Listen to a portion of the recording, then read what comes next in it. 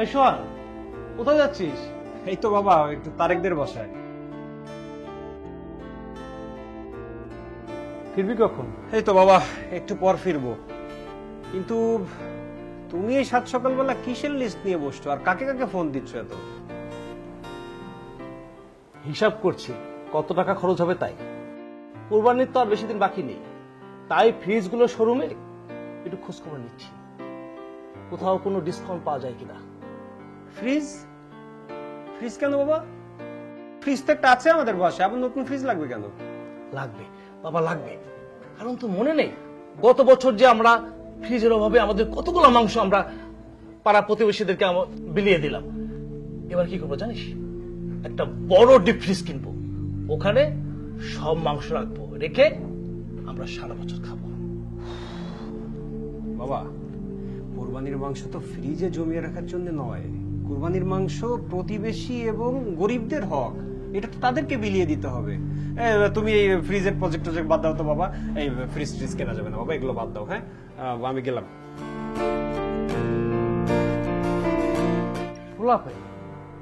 বেশি বুঝে।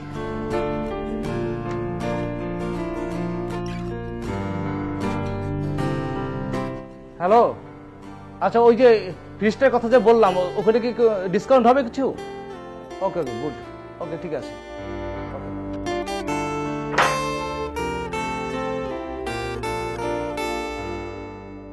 আচ্ছা আমার একটা জিনিস মাথায় আসে না, মানে এই যে করোনা পরিস্থিতির মধ্যে মানুষ এমনি বিপদে আছে না, মানে এদের কোনো আক্কেল জ্ঞান আছে? এই করোনার মধ্যেও এত দাম বাড়িয়ে দিতে হবে? দাই দাই করে দাম বাড়িয়ে দিচ্ছে সবকিছু।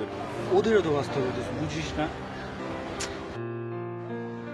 ওহ, মাস্ক পরলে তো দমটা বন্ধ হয়ে আসে না, মাস্কটা পরি। বাঁচতে হবে ঠিক আছে বাবা, কিন্তু তার মানে 40,000 গরুর দাম যেটা সেটা 60,000 ভিতরে। কেমন আছো তুমি? হ্যাঁ ভালো আছি, তুই ভালো আছো? জি আঙ্কেল ভালো আছে। তোর আব্বা কেমন আছে? এই তো আঙ্কেল ভালো আছে। তোমরা গরু কিনেছো? জি আঙ্কেল কিনছি। কত পড়লো? এই তো আঙ্কেল 95। আচ্ছা দেখি, যদি পারি তাহলে বিকালে যাব তোমাদের গরু দেখে আসতে। জি আঙ্কেল অবশ্যই যাবেন, শোন আমি আসি রে। আচ্ছা আঙ্কেল আসসালামু আলাইকুম। আসি। এই ফোন দিস রাত্রে। হ্যাঁ কি কি কিনছো বাবা? শোনো, আমি আজকে তারেকদের বাসায় যে গরুটা দেখে আসছি, চমৎকার গরু কিনেছে ফেরদৌস সাহেব, আক্তার সাহেব, ওনাদের গরুটা আমি দেখে আসছি। আক্তার সাহেবের গরুটার দাম নিয়েছে 1,20,000। আচ্ছা, কাদের গরুটা ভালো হয়েছে? আক্তার সাহেব যদিও 1,20,000 টাকা দিয়ে গরুটা কিনেছে, আমার মনে হয় না সে খুব একটা লাভ করতে পারবে। কারণ কি, গরুটার সাইজ খুব ছোট, মাংস বেশি হবে না। বাবা কোরবানি কি কখনো লাভ লস করে হয় বলো? আমরা কোরবানিটা করি আল্লাহর সন্তুষ্টি লাভের জন্য। না না না না না, আমি আক্তার সাহেবের মতন ঠকতে চাই না। সবাই গরু কিনুক, আমি দেখবো কার গরুর কি অবস্থা, তারপর আমি বাজারে যেয়ে সবচেয়ে বড় গরুটা কিনবো আমি। কি বলো তুমি? তুমি যেটা ভালো মনে করো সেটাই করো। না সমস্যা নেই, ওইটা আমি দায়িত্ব নিয়েছি তো, এটা আমি করে দেবো, এটাতে তোমার চিন্তা করা লাগবে না। হ্যাঁ রহিম, তুমি কি হুগলা ওই যে মাংস যে সাইজ করে না, যে কুবাই যে কাঠটা, ওইটা কি ম্যানেজ করেছো? জি স্যার, বিকালে দিয়ে যাও। গরু চামড়া দিয়ে কিনবে, তার খবর কি? আর কষে কখন আসবে? বিকালে আসবে স্যার, আসলে আমার সঙ্গে কথা হয়েছে, উনি তো আমরা কিনবো। ও আচ্ছা আচ্ছা, ঠিক আছে। বাবা শোনো একটা এদিকে আসো। কি বলবি? বাবা চামড়া আমরা বিক্রি করব কেন? আর চামড়াতে কেউ বিক্রি করে না, চামড়া হয় মসজিদ অথবা মাদ্রাসাতে দান করে দিতে হবে। আরে বড় গরু কিনবো তো, চামড়ার দামও ভালো পাওয়া যাবে। শোন, এবার আর কসাইদেরকে মাংস দেবো না, কিছু টাকা বাড়িয়ে দেবো। সে কি বাবা, ওরা সারাদিন কষ্ট করে এখানে খাটাখাটনি করবে, ওদেরকে তো অবশ্যই মাংস দিতে হবে। আর তাছাড়া ওদের বউ বাচ্চারা সারাদিন অপেক্ষা করে থাকে কখন সে কাজ করে একটু মাংস নিয়ে আসবে, বাসায় গেলে সে মাংসটা রান্না করে খাবে। আর তাছাড়া আমাদের এই মাংসের উপর তোদের হক আছে বাবা। তুমি এক কাজ করো বাবা, ওদেরকে মাংস দিও, আবার টাকাও কিছু বাড়িয়ে দিয়ে দিও। আচ্ছা, এত টাকা দিয়ে যদি গরু কিনে যদি সব মাংস যদি বিলে দিতে হয়, তাহলে এত টাকা খরচ করে লাভটা কি? বাবা, কুরবানি তো আর লাভ লস করে হয় না বাবা। কুরবানি মানুষ দেয় আল্লাহর সন্তুষ্টি লাভের জন্য, নবীর সুন্নত পালন করার জন্য। সহি নিয়তটাই এখানে আসল ব্যাপার বাবা। চল, এই ব্যাপারে আমি তোর সাথে পরে কথা বলবো, এখন চল।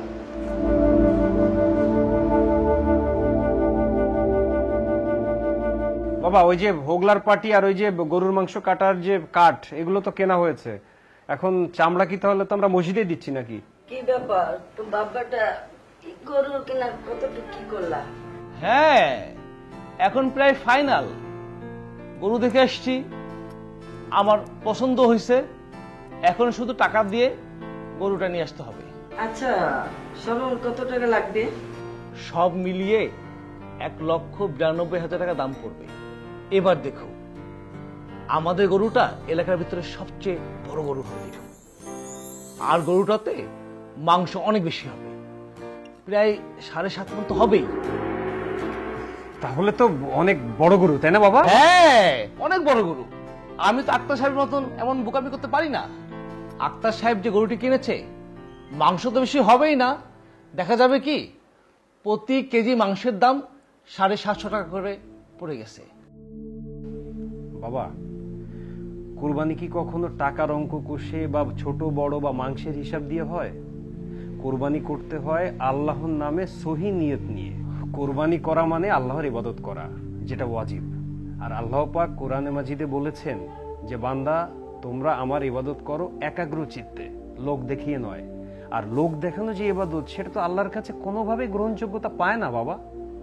না মানে আমি তাহলে তুমিই বলো বাবা এখন, তাহলে এলাকার মধ্যে সব থেকে বড় গরু কিনেও লাভটা কি, আবার সেই মাংস ফ্রিজের মধ্যে জমা করে রেখেও লাভটা কি বাবা?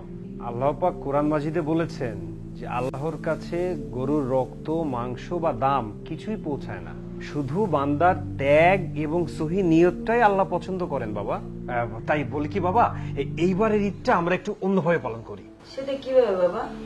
আমরা এবার এত টাকা দিয়ে কুরবানি দিব না বাবা। দেশের অবস্থা খুবই খারাপ। এই করোনা পরিস্থিতির মধ্যে বেশিরভাগ মানুষেরই তো কাজ নেই বাবা। আর এমন অনেক পরিবার আছে যারা 3 বেলা 3 মুঠো ভাতই ঠিকভাবে খেতে পারছে না। আর দেশের সব থেকে খারাপ পরিস্থিতির মধ্যে আছে মধ্যবিত্ত পরিবারগুলা। তারা না কারোর কাছে গিয়ে হাত পাততে পারছে, না কারোর কাছে গিয়ে বলতে পারছে তাদের সমস্যার কথা। আর দেশে যারা গরিব মানুষ আছে, গরিব মানুষদেরকে তো অনেকেই সাহায্য সহযোগিতা করবে, মাংস দিবে, কিন্তু মধ্যবিত্ত পরিবারের কি হবে? তারা কার কাছে যাবে, কার কাছে গিয়ে হাত পাতবে বাবা, তুমি বলো? তাহলে আমরা কি করতে পারি বাবা? বাবা, মা, তোমরা দুজনই তো আছো এখানে। আমরা এবার আমাদের কুরবানির গরুটা 45 থেকে 50,000 টাকার মধ্যে কিনে ফেলবো। আর বাকি যে টাকাটা থাকবে, সে টাকাটা আমাদের যারা নিকট আত্মীয় আছে, মানে মধ্যবিত্ত পরিবার যারা আছে, তাদেরকে আমরা ঈদের গিফট হিসেবে এই টাকাটা পাঠিয়ে দিব। তাহলে তাদেরও ঈদটা ভালো যাবে, তারাও ছেলে সন্তান নিয়ে ঈদটাও সুন্দর করে উদযাপন করতে পারবে, আর আমাদের কুরবানিটা হয়ে যাবে।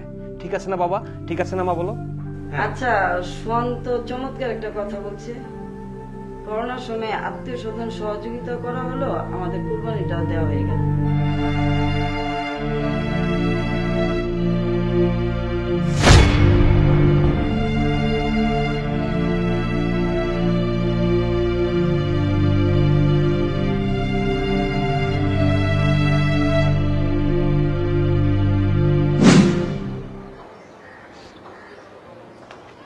আরিফ, ভালো আছিস? হ্যাঁ, তোর মোবাইলে দেখ, আমি কিছু টাকা পাঠিয়েছি। এই ঈদের তোদের গিফট আমার পক্ষ থেকে।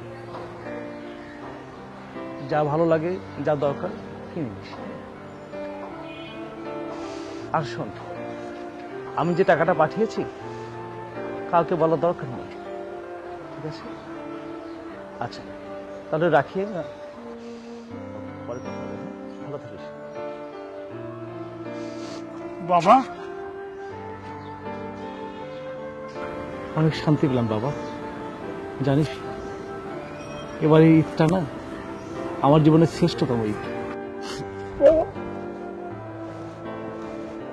ধন্যবাদ my dear son. Thank you বাবা।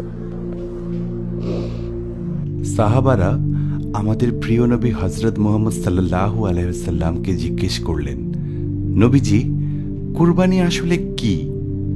সাহাবাদের প্রশ্নের উত্তরে নবীজি জবাব দিলেন, কুরবানি হজরত ইব্রাহিম আলাইহিস সালাম থেকে আগত একটি সুন্নত, যেটা আমরা পালন করে থাকি এবং যেটা আমাদের জন্য ওয়াজিব। সাহাবারা আবার প্রশ্ন করলেন, এর মাধ্যমে কি কোনো সওয়াব হবে নবীজি? নবীজি বললেন, হ্যাঁ, কোরবানির পশুর প্রত্যেকটি পশমের জন্য সওয়াব হবে। সাহাবারা আবার প্রশ্ন করলেন, তাহলে ভেড়ার পশম তো গুচ্ছ আকারে থাকে, এর ক্ষেত্রে কি হবে? নবীজি আবার বললেন, হ্যাঁ, এই গুচ্ছ পশমের প্রতিটির জন্য সওয়াব হবে।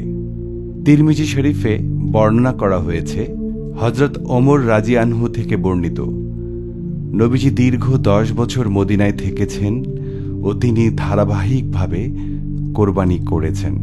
আল্লাহ তাআলা আমাদের সবাইকে কোরবানি দেওয়ার তৌফিক দান করুন। আমিন।